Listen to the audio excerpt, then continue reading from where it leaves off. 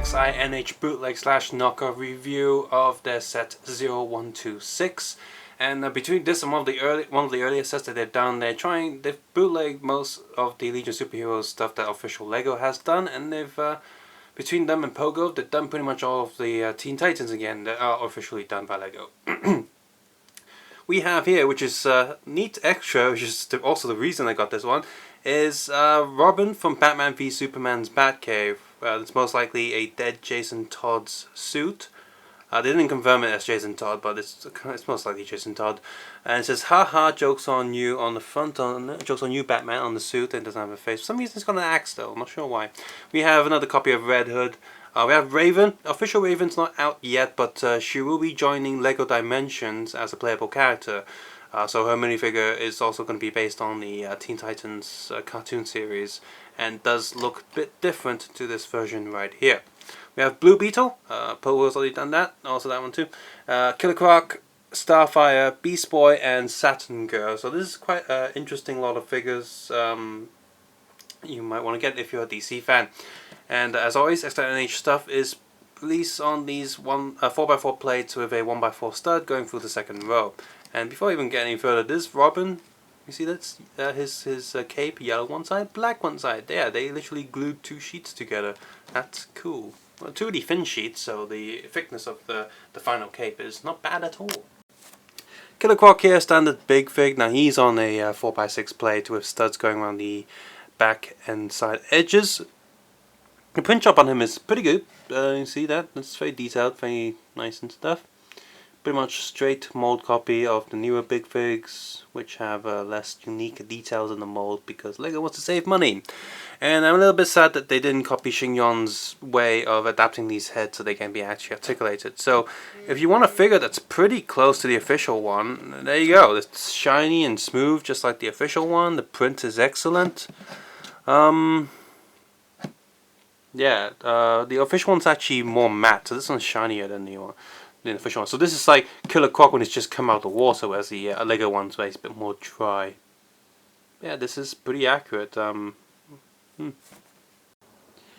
So, yes, these four figures, they look pretty good. Print job on all of them is pretty decent. These two sort of more energy-based characters have the little energy disc that they've given them. The colors on the blue one's a bit lighter than the usual Lego pieces, and this one it's a bit more neon in color compared to the official ones. The print on all four of these, as you can see here, are pretty good, but with usual XINH stuff, the head's a bit more square.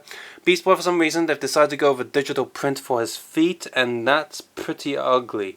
On camera it looks okay, but yeah, it's bumpy, uneven, and the edges show a bit of white. Beast Boy's ears are not painted in, by the way, which is a bit of a bummer. So there you go with the stuff off of their bodies. And no side print for Raven, but on the back she does have her 4-eye detail there. And I'm willing to bet that the Lego official one won't have this 4-eyed face, and I think that's a huge mistake. Prove me wrong, Lego.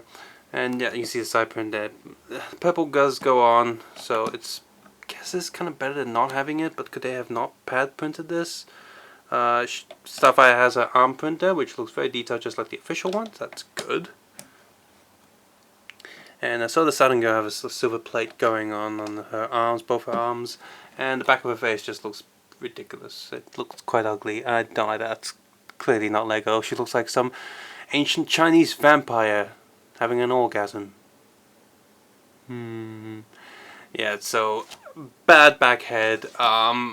These ones do look pretty accurate. Beast Boy's a bit higher than I like it to be, but a bit too high, and the Raven one, you can see all her 4 eyes even when you put the mask on, the hood on, so that's pretty good.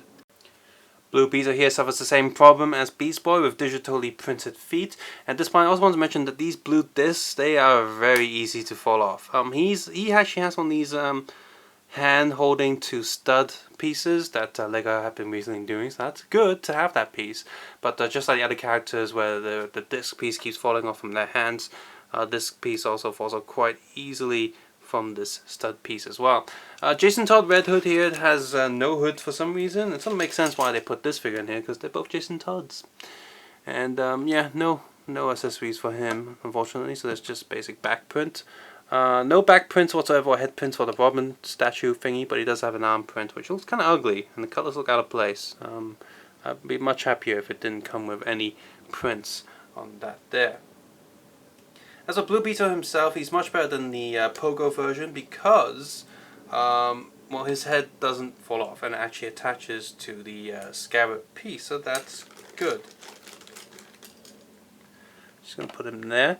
Now, his sort of beetle wing thing is more of a bluish color, whereas the Pogo one is fully transparent. It's like a clear one, but both of them are soft, but this one wasn't warped. And this one feels a little bit more durable, a little bit tighter and tougher than the Pogo one.